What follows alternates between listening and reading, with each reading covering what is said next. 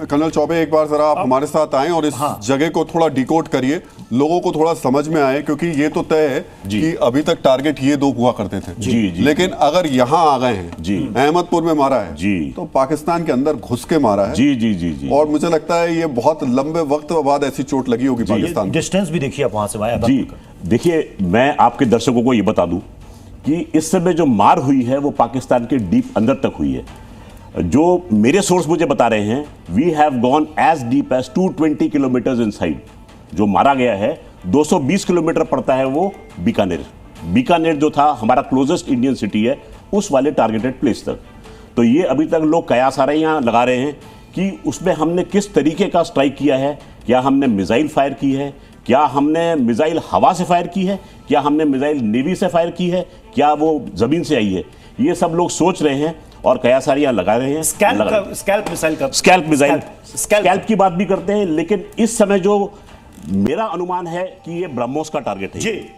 ऐसा मेरा अनुमान ब्रह्मोस का टारगेट है तो ये बड़ी चीज है। ब्रह्मोस की रेंज मेरे हिसाब से 300 किलोमीटर के आसपास, 400 से ऊपर है। तो अहमदपुर बता रहे हैं लगभग ये 300 किलोमीटर के दायरे में पहुंच रहा है, 256 296 के आसपास मुझे लगता होगा। जी, आपने ध्यान किया होगा कि जैसे ही एक बार ब्रह्मोस हमारी पहुंच गई थी पाकिस्तान में, ब्रह्मोस की खासियत है, ब्रह्मोस मिसाइल का जो वॉरहेड है या ब्रह्मोस मिसाइल की प्रिसीजन जो है वो सर्कुलर एरर ऑफ प्रोबेबिलिटी से नापी जाती है। यानी कि वो वाला घेरा जिसके अंदर में ब्रह्मोस हिट कर सकती है। और ब्रह्मोस की सीईपी जो है वो 1 मीटर है, 1 मीटर। यानी कि अगर मैं चाहूं तो 400 किलोमीटर दूर से एक खिड़की के अंदर मिसाइल को पहुंचा सकता हूं। यह ब्रह्मोस का प्रिसीजन है। इसीलिए भारत सरकार ने ये बहुत इंपॉर्टेंट बात आप कह रहे हैं कि अगर आप कह रहे हैं कि मैं चाहूं तो खिड़की के अंदर मैं टारगेट कर सकता हूं, इसलिए मैं ये कह रहे हैं कि इसमें बड़े नाम आ सकते हैं। बड़े नाम आ सकते हैं। अगर आप कह रहे हैं कि खिड़की के अंदर टारगेट हम हिट कर सकते हैं, तो हो सकता है कि वो खुशखबरी आएगी, वो जल्दी आएगी। ईश्वर ने चाहा आएगी। देखिए, ये जो हम बता रहे हैं हम बहुत क्लियरिटी से, सियालकोट एलओसी से सियालकोट की दूरी जो हम दिखा रहे हैं, इसके अंदर सिर्फ 17 किलोमीटर। जी, 17 किलोमीटर के टारगेट जो है वो अगर हम चाहें तो हमारे सुखोई और मिराज 2000 भारतीय सीमा क्षेत्र में ही उड़ान भरते रहे और इस टारगेट को बड़े आराम से ले सकते हैं।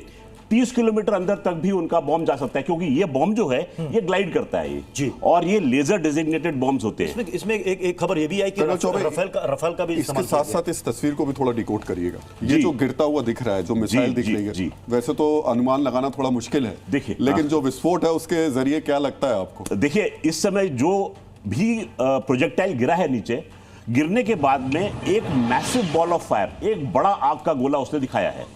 ये बड़ा आग का गोला उस समय दिखता है जब मिसाइल का पेलोड यानी वॉरहेड जो है उसके आगे लगा हुआ है। विस्फोटक सामग्री जो है वो कम से कम 300 केजी की होती है। 300 केजी की? जी, तभी इतना बड़ा विस्फोट होता है। जी, तकरीबन इतना बड़ा विस्फोट, 300 केजी आग का गोला जो दिखाई दे रहा है। इस समय मैं भी सोशल मीडिया से जानकारी ले पा रहा हूं। तो ये हो सकता है ये ब्रह्मोस का हिट हो। और 300 केजी का फिर आप समझिए डैमेज कितना बड़ा होगा, कैजुअलिटी कितनी होगी? कम 300 टारगेट जो थे, 300 आतंकवादी हमने उस समय खत्म किए थे। एक और सीसीटीवी फुटेज आया सर जी। मैं चाहता हूं कि अगर वो प्ले हो जाए तो आप उसको बेहतर बता पाएंगे। बिल्कुल शांत है, थोड़ा सा रिहायशी इलाका दिख रहा है और एक कोने में आ करके वो टारगेट को हिट करता है। वो अगर वो तस्वीर एक बार प्ले करें तो आप बेहतर बता पाएंगे कि टारगेटेड अटैक में किसका इस्तेमाल, कैसे होता है, किस मिसाइल का इस्तेमाल किया गया है, कैसे किया गया है, क्या वो किसी आतंकी के नेता की मूवमेंट और लोकेशन को ट्रेस करके मारा गया है। उस तस्वीर को अगर वो प्ले करें तो आप शायद बेहतर मुझे लगता है ये तस्वीर एक यहाँ पर भी चल रही है, शायद इसको भी हम थोड़ा सा देख सकते हो। ये वाली एक तस्वीर है। ये जो आप कह रहे हैं कि वॉरहेड, आप कह रहे हैं कि ऊपर से जो छोड़ा जाता है जी फाइटर प्लेन से, वो नीचे गिरता आग के गोले में। जी, ये टारगेट को डेजिग्नेट भी कर सकते हैं, क्योंकि जिस स्पीड से नीचे आया है, मुझे ये नहीं पता कि इसको स्लो मोशन में चलाया गया है या इसको रियल टाइम चलाया गया है, वो टाइमिंग बताएगा।